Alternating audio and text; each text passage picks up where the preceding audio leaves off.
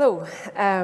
So I'm just going to go through some sort of main tips about graphic design, I suppose a little bit of theory. I know some of you have designers in-house, some of you do a little bit of it yourself.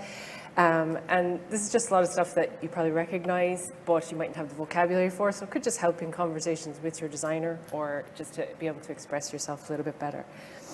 So what is graphic design? So a very high-level definition of it is that it's the practice of composing and arranging visual elements to convey or enhance a message. So you're effectively visually communicating with your audience, and this is important in all areas of life, and particularly online. So design is everywhere, and people tend to not notice good design, but they will notice when something is designed poorly. Good design just tends to work. So a few kind of interesting facts about why design is important. So the human brain actually processes visual information 60,000 times faster than text, which is pretty cool. People can remember visual content 65% of the time, and they only tend to remember about 10% of written content. And a huge percentage, 94% of impressions are design related. And a similar number of people will actually abandon a website that is poorly designed. And lastly, around 46% of your visitors are going to attribute your credibility to the way that your site looks. And that's effectively them deciding whether they're going to give you their credit card details and purchase from you. So it's incredibly important online. Now, bad things can happen when design isn't considered or made a priority or too many rules are broken. This site's actually, it is very successful in spite of the design, but I wouldn't suggest it's something to aim for. And to be honest, it's a slippery slope, because one day you add an extra couple of colors or a new font, and 6 months later your website is unrecognizable. And you make designers everywhere feel a little bit like this. So we don't want to do that. So with that in mind, and in order to avoid those type of outcomes, I'm just going to introduce a few principles around graphic design. All these concepts are related. They work together with one another to create effective designs. And like I said, they're things you probably know, but just mightn't have the vocabulary to talk about. In this context as well, I'm talking about design, whether that's an individual graphic, whether that's a page layout. And these principles apply whether it's on your website, on your social campaigns, or in your emails as well. So it carries through. So first up, we have hierarchy and emphasis. So emphasis refers to the focal point of a design. And, hierarchy refers to the order of importance. So hierarchy can be accomplished in a variety of ways: larger, bolder fonts, placing items towards the top of a page, using shapes to frame a point. Sometimes if you're not sure if you've achieved quality hierarchy, just simply squinting at your screen and seeing if what you wanted to stand out is still standing out can really help. So Slack design is a really nice example. They've used typography incredibly well here to draw your eye through the page. And they've also used the nice purple color for emphasis. It's quite clear. And just another example here, there's no visuals really on this page, but there's lovely hierarchy. Those words stand out. They're using that nice box to frame off their kind of mission statement and stuff like that. So just about guiding your customer's eye through a page.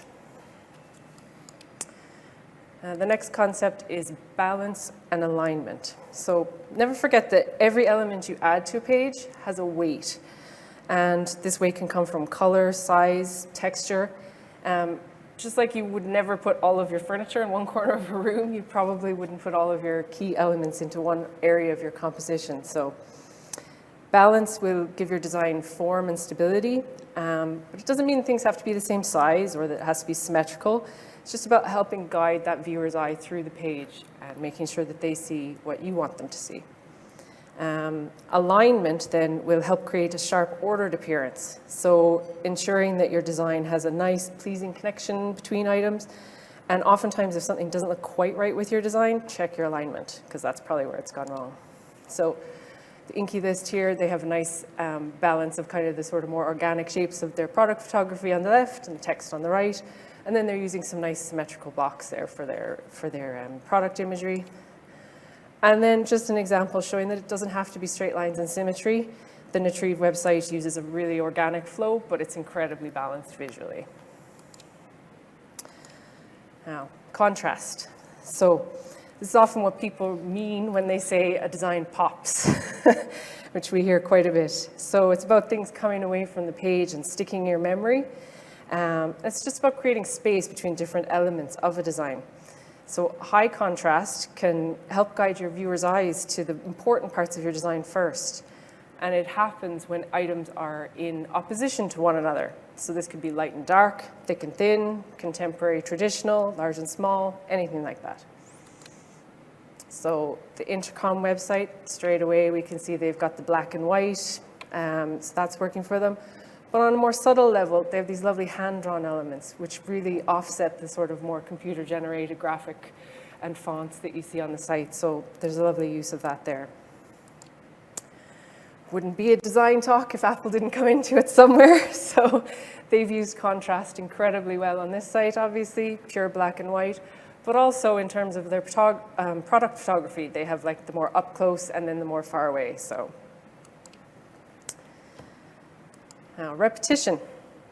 So if you are limiting yourself to a couple of strong typefaces and colors, you'll soon find you have to repeat yourself. And that's okay. Repetition unifies and strengthens the design, doesn't make it boring, creates a nice rhythm to a page or to a graphic.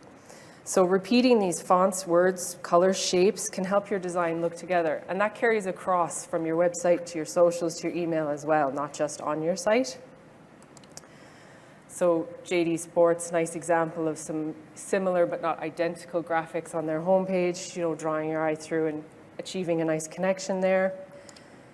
And then on the Boon Supply site, just using fonts in the same way and repeating a lovely layout in order to create a nice rhythm to draw your eye down the page. Color, this is one that always scares me a little bit. Color is a really powerful principle because it can totally create your tone and your mood and helps you communicate on an emotional level with your customers. Understanding the basics of color theory can actually be used to your advantage. So when you're picking a few colors and using them consistently, it's really going to help your content. So the REI website, they've used a couple of colors here and created huge impact, just down through the page to draw everything together. And then on the Misa skincare, we have a lovely example of, there's definitely a feeling evoked here between the soft green and the white. And then they're actually using the gold and the citrus color to draw your eye through the page. And the last concept is white space. So all the other principles of design deal with what you're adding. And this is the one about what you leave out, what you specifically don't add. So it's the empty space in your composition. And often, sometimes, giving things in your composition a little bit more breathing room can elevate a design from mediocre to successful. It can help create shape and highlight the most important pieces of information. So never underestimate the power of simplicity. So on the Saks website, obviously they want to create a nice luxury feel. So just even that extra bit of breathing room around the products allow them to shine individually. And the Tala website, just a friendly reminder that white space doesn't necessarily have to be white. So selective typography and plenty of room for each item here creates huge impact. So I've flown through loads of things there, and there's so much more, obviously, to explore when it comes to design. There's a lot of resources available online if it's something you're interested in, from design theory courses to templates and everything in between. My parting thought for you is this. From the author of The Little Prince, a designer knows when he's achieved perfection, not when there's nothing left to add, but when there's nothing left to take away. So, great. Thank you.